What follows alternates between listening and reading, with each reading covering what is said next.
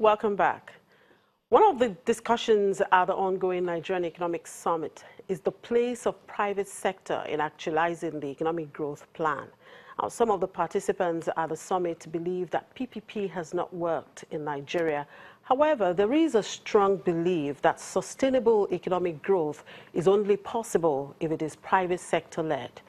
Dr. Bongadi, a faculty member at the Lagos Business School, was at this session, and he joins me now from Abuja studio. Good morning, Dr. Adi. Thank you very much for joining us. Thank you very much, Chimeze. Good to see you. Right. So one of the issues that were discussed at yesterday's plenaries involved private sector participation if Nigeria must achieve its economic growth plan. How important is private sector participation in this ERGP? Yeah, I think it's becoming very obvious that government doesn't have all the resources, to deliver the infrastructure. As it was again reiterated in the summit, infrastructure deficit in Nigeria will take about $10 billion per annum, and over the next 12 years for us to be where South Africa is today. So that's a very huge one, and the government doesn't have the capacity to do that. And even if it has the funds, it doesn't have the competence and it may not have the expertise and the efficiency to deliver on that. And that is why private sector is needed. But with the presentations that were made, it became very clear that PPP has not quite taken off in Nigeria. Acheleke, the man from McKinsey, made a presentation. He showed that it is only one PPP that has actually taken off in Nigeria or reached close in Nigeria over the past years that we've been talking about PPPs. And actually another person sitting by my side said that the PPP in reference was the Lekki Epe concession, in Lagos that had been put back by the Lagos state government. And in fact, over the past few months, Lagos state government seems to have cancelled all the major PPPs they were going into, including the Fourth Mainland Bridge. So that tells you that there are a whole lot of challenges to implementing successful PPPs in Nigeria. And I think the major reason is because people still do not understand and maybe do not fully appreciate the complexities involved in PPPs, especially when it comes to risk management.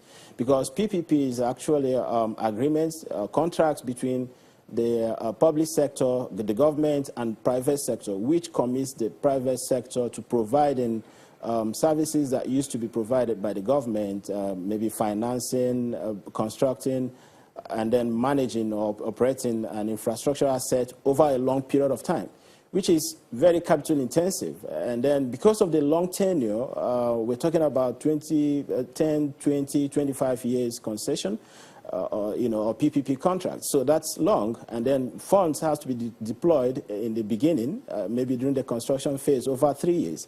And then the cost has to be recovered over the lifespan of the project. So that is quite complex because it is very susceptible to a whole lot of risk, including exchange rate risk and interest rate risk. So these are some of the things that projects and private sector consider in infrastructure. And then when you put all these things together, government maybe sometimes find it very cumbersome, and the reason why some of these have been cancelled in recent times. Now, aside from the risk management that you have talked about, what other constraints do PPP, face in Nigeria? I think the major constraint here is the social risk. I think that's a major one. Because there's been this argument that PPPs are mainly about privatizing benefits while socializing risk or cost. So people feel that they are the ones bearing the cost of the PPP. And again, because of the efficiency and then the fact that the projects are cost appropriately, meaning that the user fees are usually higher than what used to be the case under government procurement. So people do not really accept PPP as a way of providing infrastructure. So they kick against it. I think that is part of the problem. We've seen that happen in the case of Lagos. Originally, the Lekki Road, the Lekki-Ekwe concession, was actually designed to have 2 toll gates, or even more than that. So once toll started on the first one, people were hesitated a little bit to pay, but eventually they accepted, so that worked. But when the company now started to collect toll on the second toll gate, there was a whole lot of social upheaval. People rejected it entirely, and government had to cancel that toll. And then instead, the government assumed that responsibility. That toll was shadow tolled, meaning that government was actually paying what people were supposed to pay. So that is another big challenge that we find with respect to PPPs in this climate. What about the regulatory issues? Of course, regulation is also another problem, and we've seen that even manifest in the ports. Actually, the ports were concessioned in 2006 without a regulator. So the regulator, which happens to be now the Nigerian Shippers Council, was appointed the regulator only about 6 or 7 years into the life of the concession contracts, meaning that the regulators were not even part of the contracting parties in the beginning. So, I mean, how do you regulate something to which you were not a party? I think that is part of the problem that actually led to the dereliction of some of the PPPs that we started off with, like the Bicotny case and so on and so forth. So, but right now, I think there's been a whole lot of ramp-up of efforts to build the necessary capacity in government. And I can guarantee you that ICRC is doing a good job. I think they have the competence in the government. But again, having said that, the challenge still remains to get bankable projects. I think that was also on discussion at the summit yesterday. Some people claim that the problem with infrastructure provision in Nigeria is not actually the funds. The money happens to be available, but the real challenge is to have bankable projects.